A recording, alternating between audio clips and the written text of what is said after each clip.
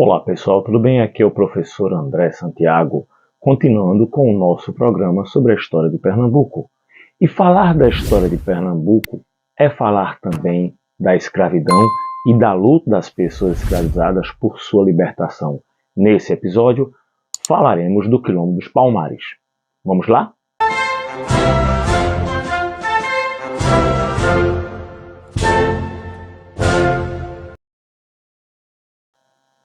Os quilombos eram comunidades formadas por africanos escravizados e seus descendentes. Essas comunidades eram formadas por pessoas escravizadas que fugiam justamente dessa condição, sendo um local onde viviam em liberdade e resistiam às tentativas de capturas pelos senhores brancos. Nos quilombos não viviam apenas africanos escravizados, mas também populações indígenas e brancos livres pobres. Essas comunidades se estabeleciam no interior do Brasil, por todo o Brasil colonial, mas muitas surgiram ao redor de grandes cidades, como, por exemplo, o caso dos quilombos formados na proximidade do Rio de Janeiro, no século XIX. O primeiro registro sobre um quilombo formado no Brasil remonta ao ano de 1575, para um mucambo que surgiu na Bahia.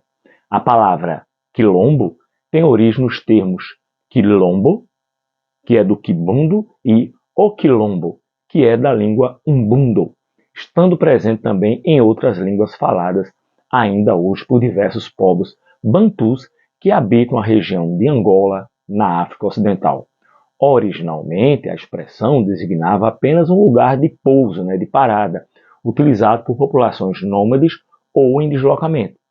Posteriormente, passou a designar também as paragens e acampamentos das caravanas, que faziam comércio, por exemplo, de cera de outros grupos escravizados e outros tantos itens cobiçados pelos colonizadores que iam para o continente africano.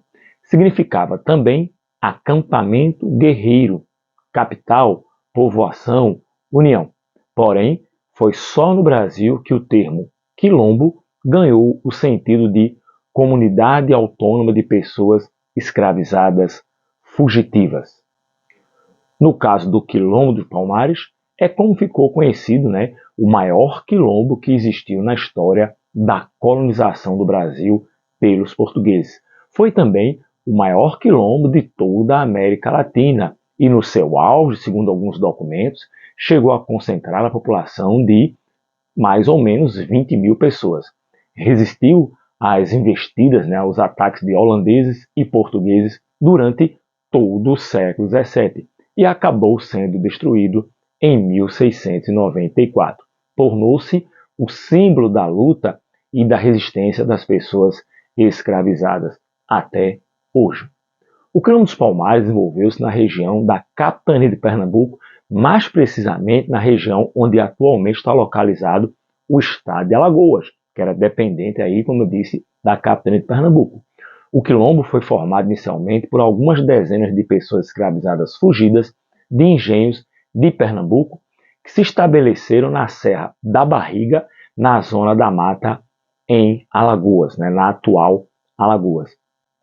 O primeiro registro oficial que se tem do quilombo remonta ao ano de 1597, mas existem alguns historiadores que falam que o quilombo pode ter surgido bem antes. O nome Quilombo dos Palmares faz referência, Palmares, à grande quantidade de palmeiras que existia na região da Serra da Barriga, onde o quilombo foi instalado. As palmeiras foram muito importantes para os quilombolas de Palmares, porque eles forneciam, além de alimento, o palmito, era útil para fabricar o telhado dos casebres onde moravam, por exemplo. Primeiramente, é importante destacar que o local de construção do Quilombo dos Palmares, assim como de muitos outros quilombos, seguiu uma estratégia pensada na proteção dos que se abrigavam lá. Não foi uma coisa aleatória a escolha dos locais da instalação, não só de Palmares, como dos outros quilombos. O quilombo foi construído em uma região de serra, além de ser uma região vazia na época. Esses fatores contribuíram para a segurança, a garantia da segurança dos palmarinos durante muito tempo. Esse Quilombo dos Palmares era formado por uma junção de mocambos. Mocambo era um pequeno acampamento de escravos fugidos e a junção deles formava, óbvio, o que nós estamos chamando aí de quilombo, o conjunto. Alguns dos mucambos que formavam Palmares eram os seguintes, né? Acotirene, Dambrabanga, Zumbi, Aquatune, Andalactuxe, Subupira, Cerca Real do Macaco, Ozenga, Quiloange, Quissama. Esses eram os nomes dados, né, às divisões do quilombo. Entre os mucambos citados, o mais importante era o de Cerca Real do Macaco, ou simplesmente do Macaco, que era o centro político de Palmares e reunia cerca de 6.000 pessoas. O restante dos habitantes de Palmares espalhava-se pelos outros mucambos. A segurança do quilombo era algo essencial, afinal eles eram constantemente ameaçados. O mucambo Cerca Real do Macaco possuía 3 cercas de madeira que eram constantemente monitoradas pelos soldados palmarinos. Os arredores eram repletos de armadilhas e o caminho correto para chegar à entrada do mucambo era de conhecimento somente, né, apenas dos próprios moradores da região palmarina. Os moradores de Palmares chamavam o quilombo de Angola Janga, que significa pequena Angola. Dessa forma, né, Palmares acabava formando um pequeno estado africano encravado no Brasil, né, encravado aqui no continente americano.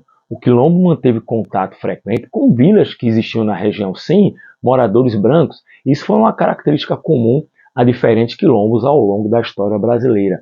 Muitos quilombos produziam itens para sua subsistência e utilizavam do excedente para realizar comércio com as populações vizinhas. Veja que coisa curiosa.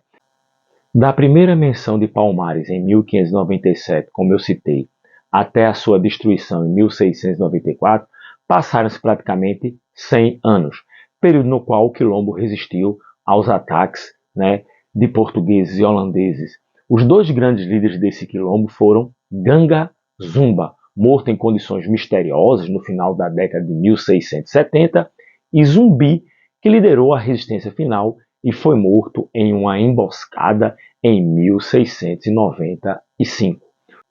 O quilombo de Palmares registrou um crescimento notável durante o período da invasão holandesa no Nordeste, 1630 a 1654, como falamos nos 3 episódios anteriores. Esse período, né, de crise na gestão colonial de Pernambuco, de guerra entre portugueses e holandeses, favoreceu a fuga de pessoas escravizadas e enfraqueceu a busca pelos escravos fugidos, já que havia uma guerra lá. O crescimento do quilombo, no entanto, reforçou o desejo dos colonizadores, dos senhores de engenho, de destruí-lo. Como eu disse, havia um grande incentivo à existência dos quilombos para que outras pessoas escravizadas tentassem fugir. A história de Palmares ficou marcada assim pela resistência por todo o século XVII. Os quilombolas lá instalados precisaram lutar e muito para sobreviver. A primeira expedição contra Palmares foi organizada pelos portugueses em 1602. E expedições do tipo também foram realizadas pelos holandeses, mas essas expedições todas foram derrotadas. Depois que os holandeses foram expulsos, em 1654, os portugueses realizaram, uma série de outras expedições entre 1654 e 1694. Foram 10 expedições mais ou menos. Muitas vezes foram organizadas mais de uma expedição por ano.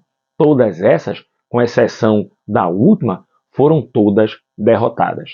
Em 1678, o então líder do quilombo, Ganga Zumba, foi ao Recife e recebeu uma proposta de rendição. Os portugueses solicitaram a deposição de armas dos quilombolas e ofereceram a alforria, a libertação, para os habitantes nascidos em Palmares. Além disso, os habitantes de Palmares deveriam se retirar da Serra da Barriga, estabelecer-se em uma região determinada pelos portugueses e não poderiam aceitar o ingresso de novas pessoas escravizadas que fugissem dos engenhos. Essa proposta de paz, obviamente, dividiu o quilombo e então, misteriosamente, Ganga Zumba foi encontrado morto. Os historiadores acreditam que ele tenha sido morto, por conta das dissidências que surgiram. pois havia um grupo em Palmares, né, da qual Zumbi, o seu sobrinho, fazia parte, que não aceitava de forma alguma realizar um acordo de paz com os portugueses que mantivesse a escravidão para as outras pessoas que não haviam nascido lá em Palmares, como eu citei. Depois da morte de Gangazumba, Zumbi assumiu a liderança, rejeitou o acordo e colocou em prática uma política de resistência e luta contra os portugueses, utilizando-se muito da guerra de guerrilhas.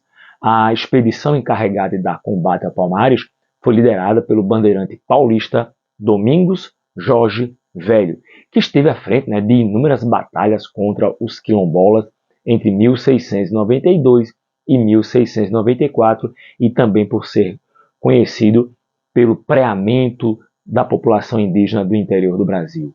A expedição de Domingos Jorge Velho era formada por milhares de homens, além de contar com canhões que tiveram um papel importante na destruição, né, de Palmares, das paliçadas que haviam lá em Palmares. Palmares resistiu até a expedição em 1694, quando então foi destruído e seus líderes perseguidos e mortos. Zumbi fugiu da destruição do Quilombo, mas foi enforcado e morto em 20 de novembro de 1695. E até hoje ele é um símbolo de resistência, de luta contra o preconceito para com a população negra. E você aprende isso aqui em